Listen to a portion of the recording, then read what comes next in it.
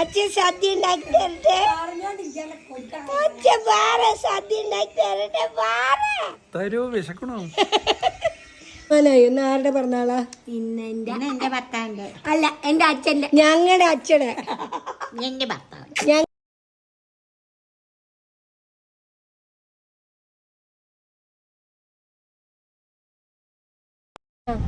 അമ്മ ആരാണ്? ആരാണ് അച്ഛ? നമ്മുടെ സുന്ദരിയാണവൾ, സുശീലയാണവൾ, സുമുഖിയാണവൾ, ശാന്തശീല. വാങ്ങിയോ? ഇன்று പിറന്നനാ. അപ്പൊ അതുകൊണ്ട് ആഘോഷിക്കും.